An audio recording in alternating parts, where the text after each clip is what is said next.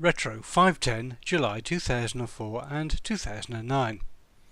For some reason, the months of July 5 and 10 years ago managed to come up with some very unusual looking handsets, one of which turned out to be a design icon. July 2004.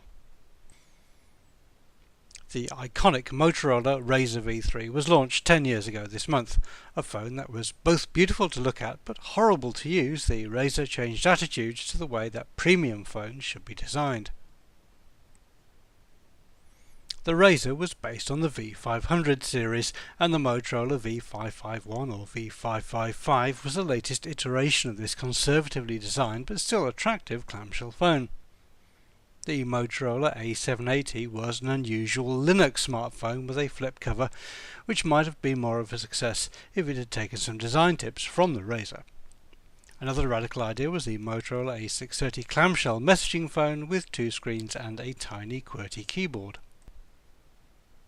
The A780 needed to beat the class leader of the time, the Sony Ericsson P910. Sony Ericsson had a comfortable lead in the touchscreen smartphone market at the time, but subsequent models tended to disappoint. Another contender against the P910 was the HTC Blue Angel, sold under various names including the T-Mobile MDA3.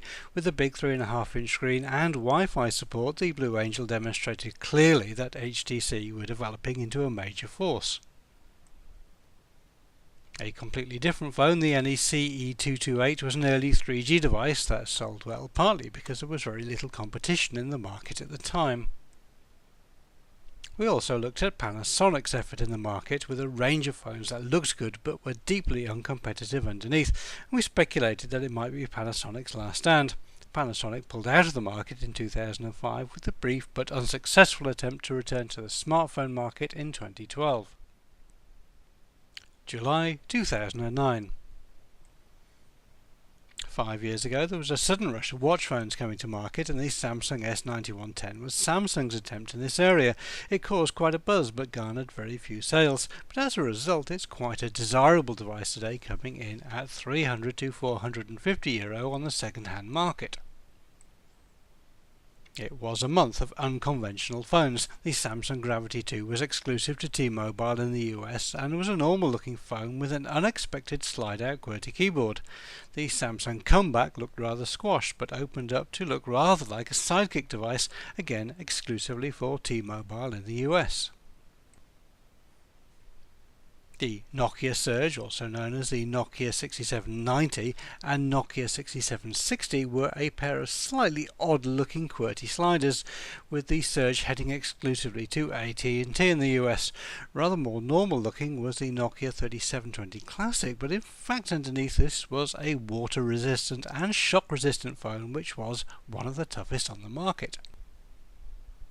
The Palm Pre came to Europe, but in the end hardly anybody cared. More successful was the BlackBerry Curve 8520, an unexciting but popular addition to RIM's range of messaging smartphones. Another pair of odd-looking phones, the LG BL40 Chocolate, was a long and thin touchscreen feature phone, and the Motorola Karma QA10 was a squat-looking thing heading to AT&T in the US, where it was very welcome to stay. A notable departure this month was the Nokia 6300, which was finally taken off the market after 2.5 years. One of the most attractive and memorable phones in Nokia's catalogue in the past decade, the Nokia 6300 was also a massive sales success.